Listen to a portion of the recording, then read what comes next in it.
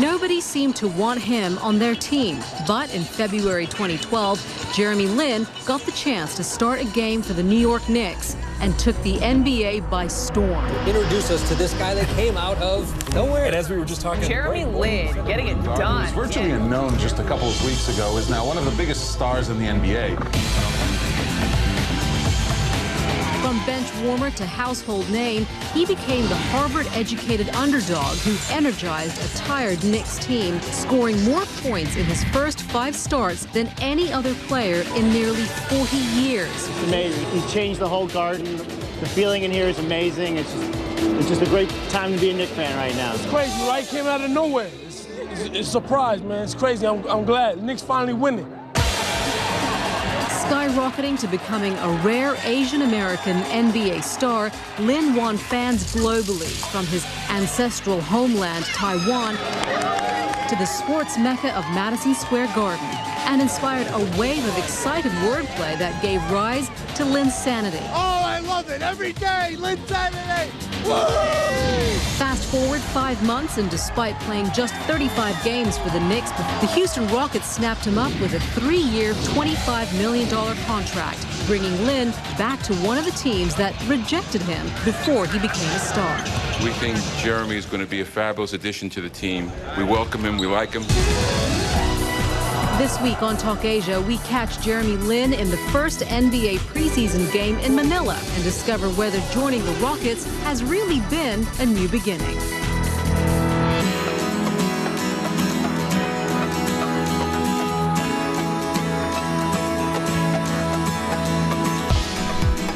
Jeremy Lin, welcome to Talk Asia. Thanks for having me. This is the first preseason game outside of the United States that we're seeing here in Manila. When you do these preseason type games, what does it feel like? I mean, are you gearing yourself up for what could be a very challenging season? Yeah, I think we're tweaking, we're experimenting. I think that's the purpose of preseason, to be able to experiment a lot. And then from a player's perspective, you work on stuff during the summer and you come in wanting to be able to apply it to a game situation. And so that's kind of what preseason is also for, to get that experience before it actually really counts. And being outside of the U.S., does it give you that kind of distance that you need? Yeah, I think anytime you travel, you get away from your home and where you're comfortable, and you can just kind of get locked in and focused. Here in Manila, it's been pretty crazy though. So but that's definitely a good thing, because the fans, they appreciate the game. What are you learning about your game right now? I think I'm learning just be aggressive, be myself. I think. Last year I went through a lot of ups and downs and trying to figure out, how to play within a certain role or a certain system. I think this year, I know what it's going to be like more so, and I'm just trying to go in with an attack mentality. What do you think are your weaknesses and strengths that you are trying to work on right now? I think my weaknesses that I've been trying to work on is, my 3-point shooting, my left hand, and my defense. And I think those are the 3 things I really addressed over the offseason. So, I don't know if I'm ready to say that they're going to be my strengths, but I'm hoping that they won't be as much of a weakness as they were last year. Are you feeling more of a sense of stability now? This is your 2nd season with the Houston Rockets. Is it more stable, do you feel? Yeah, I think, for the first time in my career, I'm returning to the same city that I was in previously the previous year. So, I know everybody. I know the coaches. I know the players. I know the staff. And so it's definitely I think the more time I spend, the more I can call it home. Wherever you go, there's a lot of attention, but you're also playing with some big-name players such as Dwight Howard. What does having a teammate like that do for you? Does it take a little bit of the pressure off of you, the spotlight off of you, so you can focus on yourself and your game? Definitely, and I think it gives me a little bit more of a free mentality. I think, when all eyes are locked in on you, you kind of feel like you're in this, cage. But I think, having James, having Dwight, they definitely take a lot of the pressure, especially from a PR standpoint, just everybody looking in, and it gives me a little more freedom to just be myself. When you got signed by the Houston Rockets, this was the team that had cut you before as well. What was that conversation like with the GM when he said, okay, we want to give you this multi-million-dollar deal, we want you back? Yeah, I mean, he was, you know, apologizing. Like, he wouldn't stop apologizing, and I was like, it's fine. Like, I understand. I really wasn't offended because I understand the business side of things, and so, you know, I understand from you can only keep so many guys, and the way the contracts work, guarantee versus non-guarantee versus partial guarantee. So it was a decision that made sense. You know, if I was in his shoes, I would have had to do the same thing. Yeah. So I wasn't offended. Are you finding that you're making friends on the team? No, I have no friends. No, I mean, Yeah. I mean, we're all getting closer to each other, and I think us traveling, spending time with each other, and joking around with each other, it's been nice to see, because a lot of times, you know, obviously mandatory team functions, everyone's going to spend time together, but we've been spending a lot of time off the court, and, you know, just, you know, we have free time and we're hanging out with each other, and I think that's the start of a good team. How different of a feeling is that from what you've been through in the past? You know, I've been on teams where, you know, there's definitely a clear division, or there's definitely hostility between player A and player B, or between groups A or B. And I think for this group, we're all relatively pretty young, and we're all we feel like we're in this together. And so there's definitely that aspect that helps build friendship. See, there's a moment when, for a lot of players, they would dream about the kind of attention that you received. When it came out of nowhere and happened overnight, it was just you know, a tough situation, not being able to fully be comfortable with everything that was going on. Well, forget Tim Tebow. There's another superstar sports fans need to start following, and introduce us to this guy that came out of nowhere. And as we were just talking at the break, both of us said earlier in the week we didn't know who this guy was. Jeremy Lin is who we're talking about, plays for the New York Knicks. In essentially 1 week, he's gone from the bench to the top of the NBA. He's quickly become 2 words, Jeremy Lin, getting it done again for the New York Knicks. Lin led the New York Knicks to another win on Wednesday. Pinto has more on this amazing. That's right, Christy. Another game, another win for Jeremy Lin, the point guard who was virtually unknown just a couple of weeks ago. Won 6 straight games since bringing the Harvard grad off the bench. Now Lin has broken Shaq's record for the most points. The best we've seen in the NBA this year, and it continues to get better with every turn. What's the Jeremy Lin like today compared to what the Jeremy Lin was like back in 2012? Hopefully I'm a little more mature. I think going through so much, you know, ups and downs, to be honest. And then, you know, kind of being on top, and you know, previously kind of being on the bottom in terms of getting cut, and just seeing every spectrum, every perspective from a basketball player's standpoint. I think that's given me a more holistic perspective on the career, my career and life, I guess. So hopefully a little more mature. Where'd you get the strength from to try and deal with all the ups and downs? I think, you know, God has given me the strength in a lot of different ways, and you know, if you ask any of my family or close friends, they'll be the first to tell you how many times I was, you know, ready to give it up and walk away. At what point did you feel that you actually thought, you know what, enough? Many moments. I mean, whether it's a bad game, or, you know, you get sent to the D League, or you know, you're kind of told one thing, and then what ends up happening is kind of, you know, very opposite of what they had told you, or, you know, me getting cut, and, you know, because for me, I think I would just want to be happy. So I felt like many times during my career I wasn't happy, and I felt like, you know, I was definitely questioning whether this was, you know, for me or not. See, there's a moment when, for a lot of players, they would dream about the kind of attention that you received, the kind of accolades and support from around the world, but it comes with a lot of baggage and a lot of expectation. Lin, baby, number 1. What was that time like for you? It was just like a blur.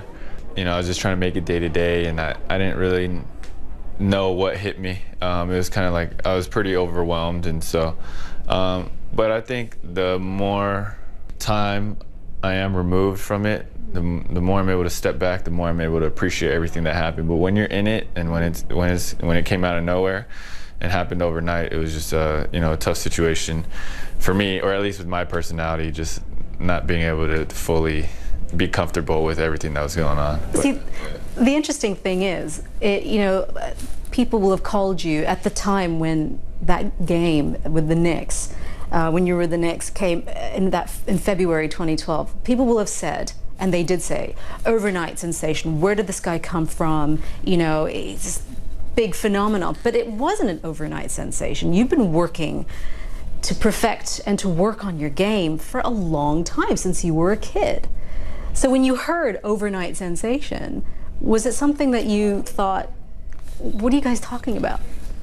I think the way it happened was very overnight, in terms of not necessarily like my skill level jumped overnight. I don't think my skill level was any different. I think it's just the opportunity came, and then like from one day I was on the bench about to get cut, and then the next day I was a starting point guard. So from that sense, it was very, 180. Tell me about what it was like for you to be on the bench constantly, to watch team members, teammates play, not necessarily doing well, but playing, and you're on the bench itching for a moment, just your chance. Yeah, I mean, I think that's definitely a very tough situation, especially, any athlete being competitive. Everyone wants to help, everyone wants to play, everyone wants to contribute.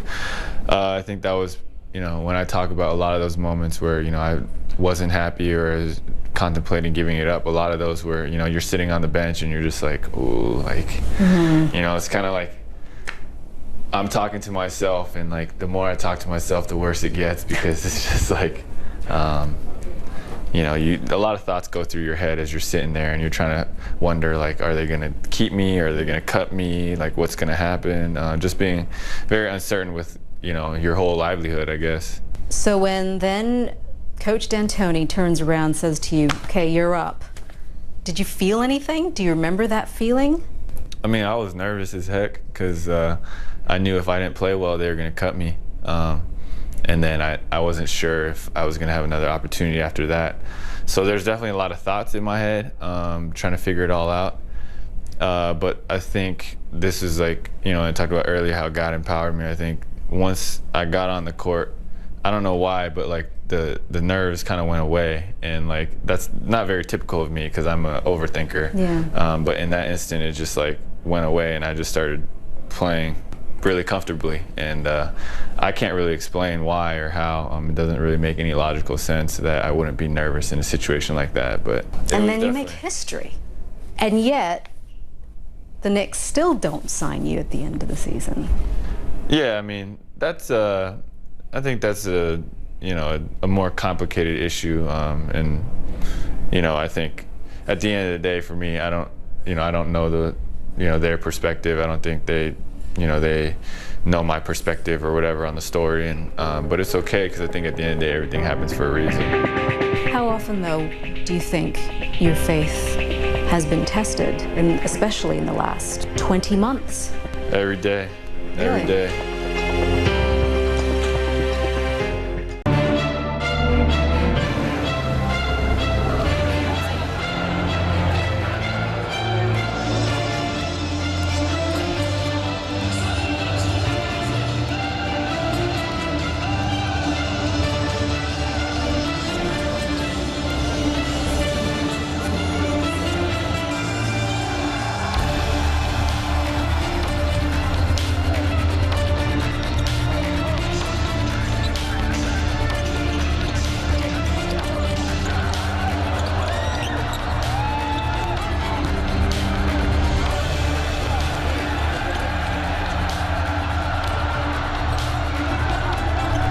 You're the NBA's first Asian American player. What do you think of that title? I think there's some controversy behind that. I don't know. I've heard different. All right, then you're a very prominent Asian American player for the NBA right now. What do you think of that title? I try not to think about it too much, because I think that goes back to kind of the identity thing, and it's just like if I focus too much on that, make that too big a part of what I'm trying to do, then I think that gets me off track of where I need to be. Yeah. If that's what people see in me, or if that's what people are gravitated towards, or that's what people look up to, then that's great. But I think at the end of the day, I want to just be myself. Do you think that stopped you? There has been a roadblock to getting you to a point where you are today, that it may have happened sooner otherwise?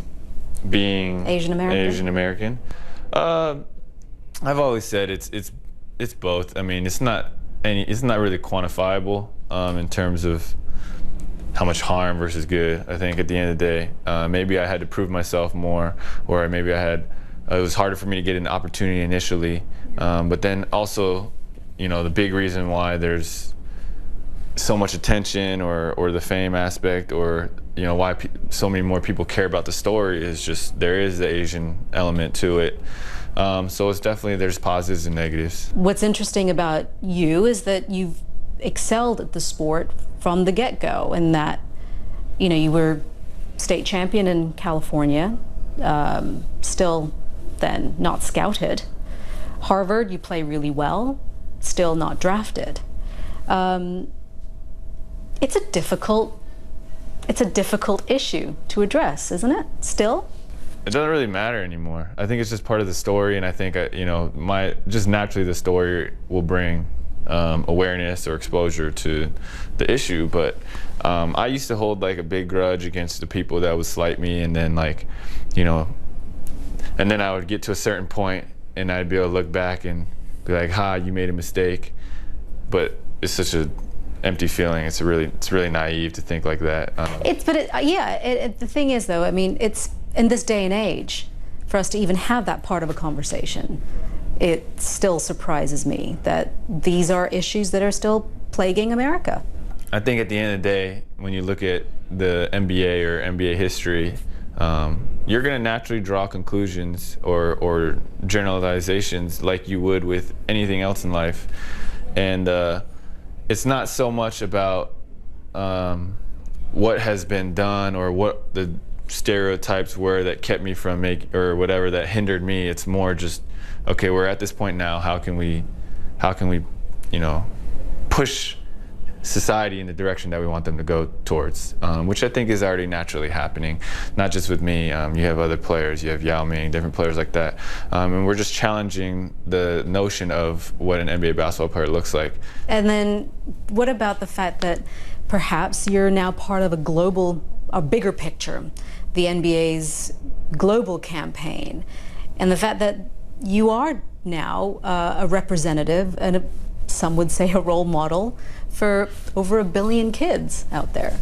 I think that just goes back to me trying to be as authentic as I can, and trying to be genuine with what I say and what I do, and I think it's unique that so many people care or are tuned in, and I think it's important for me to try to live a certain way or to try to play a certain way, and for example, I think one thing I really want to focus on is just smiling more, having more fun on the court, being able to be joyful more often, and not to be so controlled by good game, bad game, etc. The interesting thing I think about your story, what a lot of people perhaps feel connected to, is that it's the American dream, isn't it? Immigrant parents, raise kids, work hard. What was it like for you growing up in Palo Alto in California? Yeah, I think the one thing I really credit my parents for is that they really thought outside the box in terms of parenting. Because it's not a very Asian American or Asian thinking, is it? Yeah. To let your child do well in sports, for example. Yeah, I mean, my parents were kind of criticized and ridiculed by other Asian parents because we were playing sports so much, and other parents were kind of like, "What are you doing? Why are you letting your kids do that?" And then it's funny, and then I got recruited and I ended up at Harvard, and then all the same parents came back and were like, "Oh, okay, so what sports should my children play to be able to get into college?" So it was kind of a role reversal.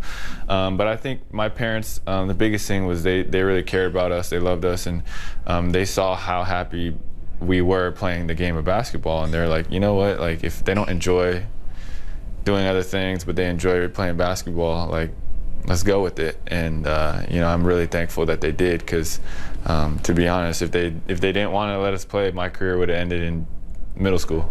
Your parents, they're from Taiwan. Yeah. How much of the Taiwanese culture was part of your upbringing? I would say definitely some, but not all. I think just growing up in the U.S., I think there's certain things, maybe it's not limited to Taiwanese culture. It might just be Asian culture in general, like loyalty to your family or respect for your elders. Not that other cultures don't care about that stuff, but it's just an extra point of emphasis in Asian culture. And I think my parents did a great job of emphasizing faith, God first, school second, and then, you know, sports third. How often, though, do you think your faith has been tested, especially in the last, say, 20 months? Every day. Really? Every day. Yeah, I think, you know, I'm not like, oh, should I believe in this or not, or is this a part of me or not? But it's more just like, there's temptations every day, there's distractions every day. You know, I have to fight my human side, whether it's, you know, pride or whether it's whatever it might be. There's always a constant battle going on in terms of trying to become a better person. I think that's true for everybody. I remember reading that you addressed a youth Christian conference in Taiwan. Thousands of kids were there, young people were there. You were quite open about how much of a struggle it has been for you emotionally to deal with the ups and downs of the game that you're in and the fame that you've accumulated. There's a lot of things that I guess society teaches, you know, or tells people that will make them happy and whatnot. And through my experience, you know, going through the lows and the highs and Linsanity and signing the contract, I felt like, you know, me focusing too much on these other things kind of got my attention off of God, and I think that, you know, created this lack of fulfillment or lack of joy inside of me, and I felt like I was trying to be too much what everybody else wanted me to be. The era of Linsanity, which would have been 2012, was that a blessing or a curse? I mean, it's definitely a lot more of a blessing, but I mean, it's a pretty, in terms of the question, it's very positive, but with, you know, most everything, there's going to be, you know, negatives to that as well.